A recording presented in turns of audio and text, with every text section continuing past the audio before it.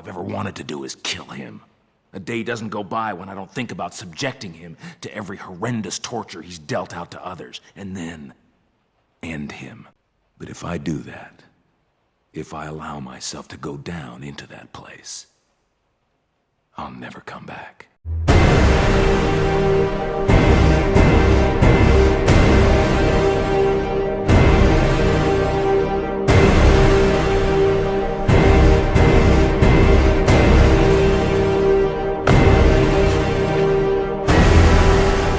Batman does not kill. So a few weeks back I made this video, and in that video I said this: Batman not killing is what makes him so compelling. If he kills criminals, there is no moral conflict. He is no better than the Punisher, Wolverine, or any other dark, edgy hero. And then the comments hit like a plague.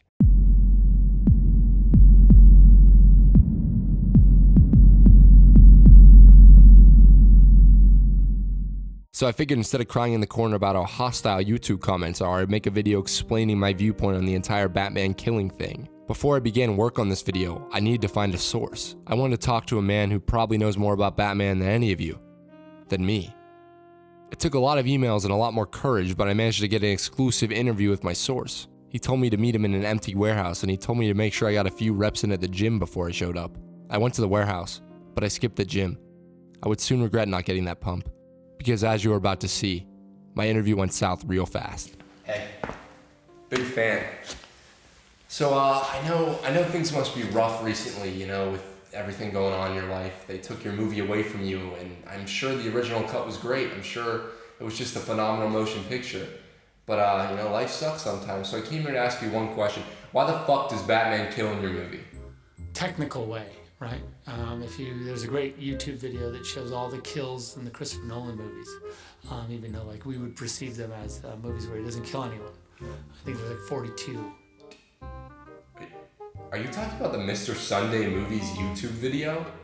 Is that what you based Batman killing off of in your film? You know, one shot. In the Nolan movies, the Bruce Wayne is all about not killing people. He has the moment where he tries to kill Joe Chill and he throws the gun in the river because his father would be ashamed of him. Did you see those movies? The Dark Knight, Joker tries to get Batman to break his rule. Hit me. Zach, have you seen these billion-dollar commercial and critical successes that basically got you to be able to make Man of Steel? Have you seen them? It goes back and includes even the Tim Burton Batman movies where, you know, this reputation as a guy that doesn't kill comes from. So, did you just say that in the Tim Burton movies, that's where his no killing rule comes from? He fucking puts a grenade on a guy and throws him down a shaft and blows him up. Although I would say, you know, in the Frank Miller comic book that I reference, you know, he kills all the time, right? The Dark Knight Returns, the book where Batman takes the gun, breaks it over his leg, and says, "These are the weapons of cowards." And all of my guys that I work with were like, "You gotta shoot him in the head," you know, because they're all comic book dorks. Who the fuck do you work with? Seems like a thing you really need to kind of find out what happens there, I think.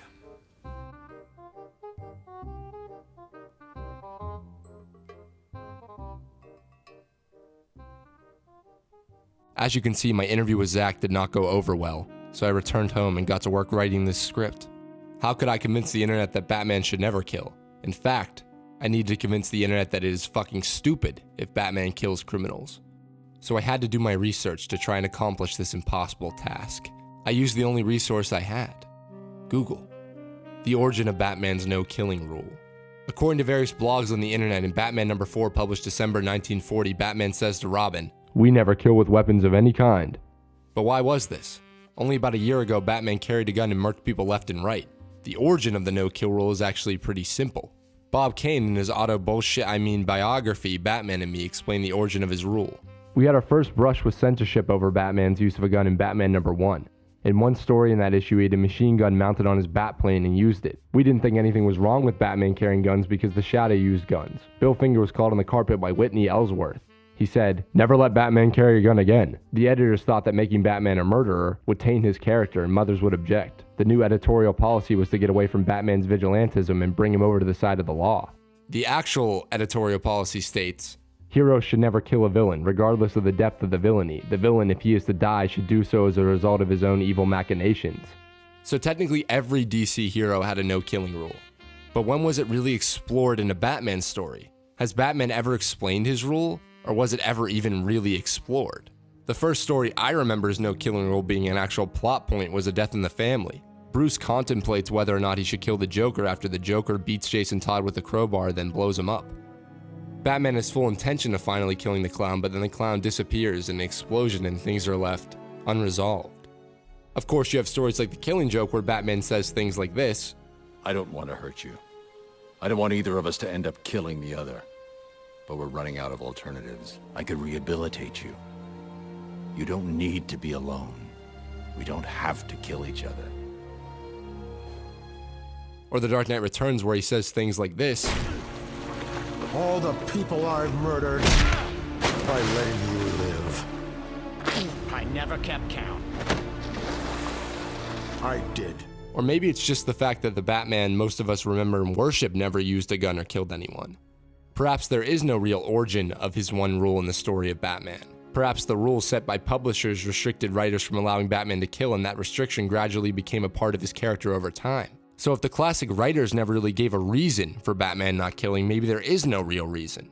Maybe it just makes sense that a boy, a highly trained, highly intelligent boy, who was so traumatized by his parents' death that he has spent his entire life torturing himself emotionally and physically so that no boy can ever witness what he witnessed, so that no boy can ever feel the pain he feels every moment of every day. Maybe it just makes sense that that boy man, that Batman, would never take a life. Criminals have children, the goons he murders on screen have children. What sense does it make for a victim of trauma to enact that same trauma onto others? The answer is pretty simple: it doesn't. The actual conflict in a Batman story. Good Batman stories almost never focus on the physical conflict. Will Batman beat the Joker? Yeah. Will he be able to survive the story? Yeah. Good Batman stories focus on the moral or ethical dilemma of Batman. Is what Batman does right? Should he kill the Joker? Is he just a crazy guy with money? Damn good television. It's the motherfucking Eagle Double G. If Batman kills injustice, then he becomes injustice. If he takes a life, he becomes the man who took the life of his parents. If Batman decides to murder criminals, then there is really no story to be told. Mr. Freeze is icing people, bam, dead.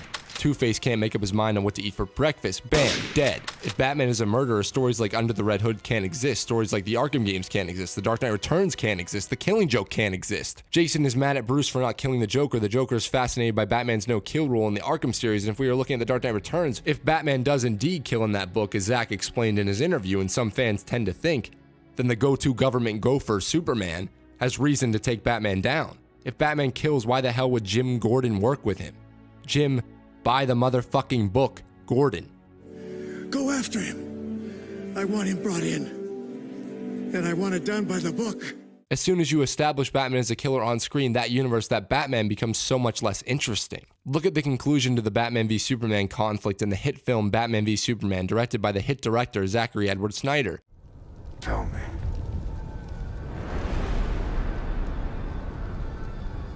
Do you bleed?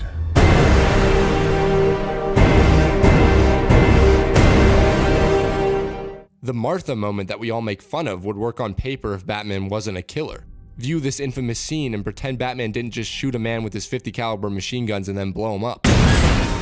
Essentially pretend Batfleck has a no-killing rule, and that Superman is the first life that Bruce is willing to take. You were never a god.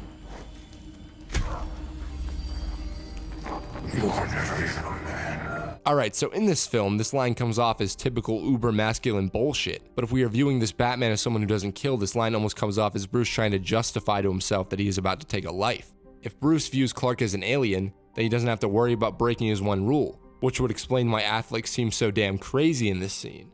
So he's finally about to do it. He is finally about to take a life, something he has never done before. He's finally about to plunge that spear into his white whale.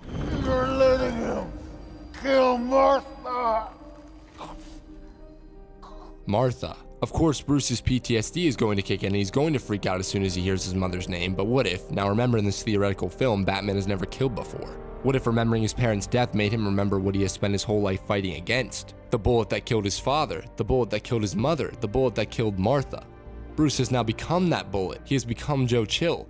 He has become that which he stops. So he freaks the fuck out as any Batman would. Why did you say that name? Clark is now shaking with fear. Lois runs in. Please, stop! Why Why did you say that name? It's his mother's name. It's his mother's name. Now Bruce finally realizes. Bruce realizes that he is about to kill someone. Kill a man who has a mother. Kill a boy who has a mother named Martha. Essentially, if Bruce killed Clark in that moment, he would be killing what is left of the 8-year-old who also had a mother named Martha. So he throws the spear away. That Martha moment works, and actually works super fucking well. If Batman does not kill. Well, too fucking bad. 30 seconds after the scene, he guns down 6 goons. Batman v Superman is not made better by the fact that Bruce is an old, tired badass who is now branding and killing criminals. It is made worse. It is not some dramatic storytelling tool. It is an excuse for Snyder to blow shit up and attempt to deconstruct a Batman which he never bothers to construct. Oh, but Alex, he lost Jason Todd. It is all a part of his arc. No, he lost Jason Todd in the comics. Did he kill the Joker for it? No. Did he want to? Yes, of course, but did he go through with it? No, because he's Batman and Batman does not kill.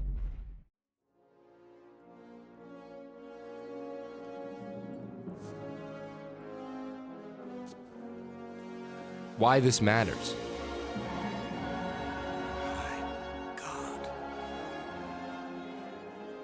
I've made this abundantly clear throughout my time on this YouTube channel. I love Batman. I love Batman too much. I love Batman so much that it's definitely an unhealthy obsession. But I haven't really explained why I find the character of Bruce Wayne so fascinating. Batman stories, to me, are the ultimate tale of turning pain and suffering into something positive. That is a story that everyone can relate to because, let's be honest here, the world can suck. My parents were never gunned down in an alley. I never fell into a well of bats. But I've experienced and probably will always experience feelings of fear, of depression, of anger, of angst. It's in my nature as a human being to experience those things. It's in all our nature. It is what we choose to do with that pain that we all feel that defines us. Batman chose to turn all those negative emotions he feels into a symbol that can bring people hope. Hope that Batman will save us from pain. But more importantly, hope that we can all be Batman. Why do we fall, sir? So that we can learn to pick ourselves up.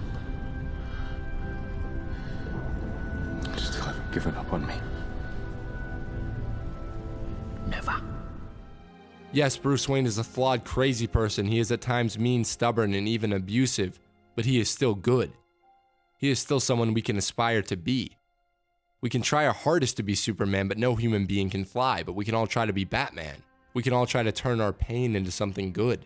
When I see Batman killing people or fans in the comment section telling me that he kills all the time, it pains me. It actually hurts my soul. Batman is not about finding a way to kill evil, but try to redeem it.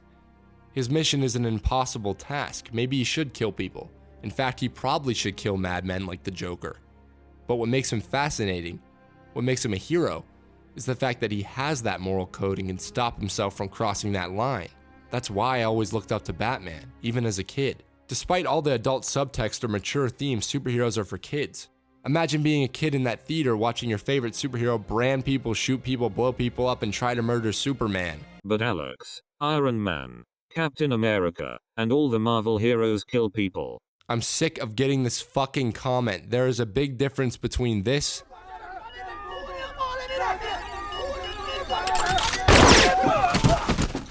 and this.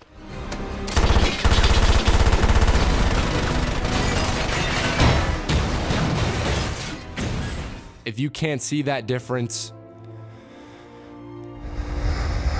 Kill you. that is not Bruce Wayne.